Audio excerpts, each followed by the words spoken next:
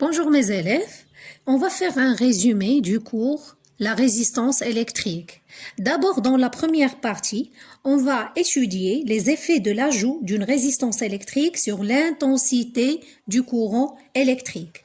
Pour cela, on va réaliser un circuit électrique. Comme vous voyez dans ce circuit, quels sont les éléments qui constituent ce circuit électrique à votre avis? Oui, un générateur, très bien, une lampe, oui, et un ampèremètre, très bien, un ampèremètre qui est bien sûr monté en série. Dans ce circuit, regardons, le pôle positif du générateur est branché et du même côté que la borne positive de l'ampèremètre. Et le pôle négatif du générateur est branché du côté négatif de la borne, du même côté que la borne négative de l'ampèremètre. Très bien. Donc, regardons l'éclairage. Il y a un bon éclairage de la lampe. Maintenant, qu'est-ce qu'on va faire? On va rajouter dans ce circuit électrique, on va rajouter un conducteur ohmique qu'on appelle aussi résistor ou résistance électrique. Regardons ici. Donc, le même montage, on a rajouté une résistance électrique qui est montée en série dans ce circuit. Regardons ici. L'éclairage de la lampe, est-ce qu'il est le même? Non. La lampe et l'éclairage a diminué lorsqu'on a rajouté cette résistance. Ça se voit bien aussi où? Oui, très bien, en comparant les valeurs des deux ampèremètres.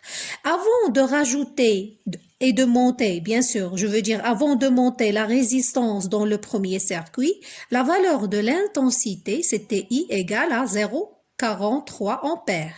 Lorsqu'on a rajouté la résistance dans ce circuit, oui, l'intensité du courant a diminué, donc on peut dire que le rajout de la résistance dans un circuit électrique produit la diminution de l'intensité du courant.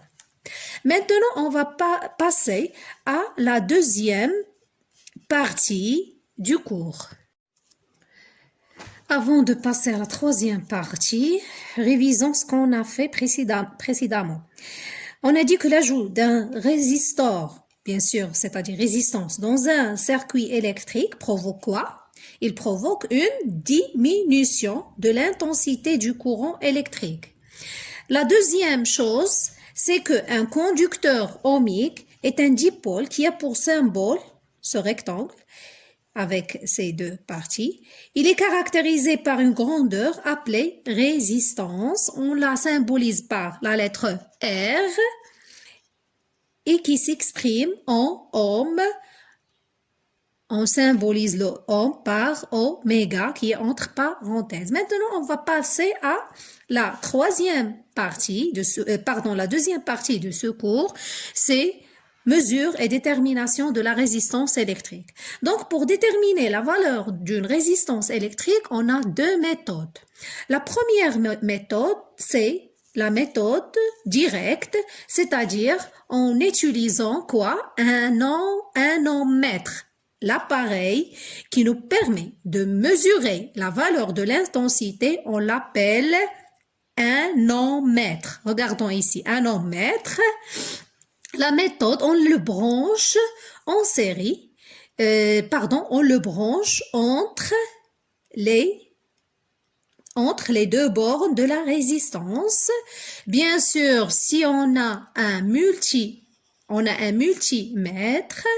on va placer le bouton dans la partie ohm. Ici, le calibre. L'une des bornes est branchée avec la borne oméga et l'autre avec com. Maintenant, si on n'a pas 1 ohmmètre. Comment déterminer la valeur d'une résistance? On va la déterminer à l'aide de ces anneaux, de ces couleurs qui apparaissent sur la résistance. Sur chaque résistance, on trouve, regardons ici, des anneaux. Chaque anneau a une couleur. Donc, normalement, on trouve 4 anneaux. Ce qui nous intéresse, c'est les 3 anneaux qui se trouvent à gauche. L'autre, on va la laisser après. Donc, passons à la méthode de détermination de la valeur de la résistance à l'aide des anneaux. Pour le premier anneau, il nous donne un chiffre. Comment? Chaque couleur, devant chaque couleur, on a un chiffre. Par exemple, le noir, l'équivalent, c'est 0. Marron, 1. Le rouge, 2. L'orange, 3, etc. Donc, vous devez apprendre le chiffre qui correspond à chaque couleur. Comment déterminer la valeur? Le premier anneau, la première couleur nous donne un chiffre. La deuxième, un autre chiffre, alors que la troisième couleur correspond au nombre des zéros. Par exemple, ici, le premier anneau, on a un marron, la couleur marron. Donc, marron, devant marron, on a 1. Donc, il va nous donner le chiffre 1. Le noir ici, 0. Donc, il va nous donner le chiffre 0. Alors que le troisième anneau, qui correspond au rouge, nous donne 2. Mais ici, le nombre de 0, donc on aura 2 zéros, comme vous voyez ici. Et à la fin, on écrit R égale le premier chiffre 1, le deuxième chiffre 0 et le troisième anneau nous a donné les 2 zéros. Donc, R est égal à 1000 ohms.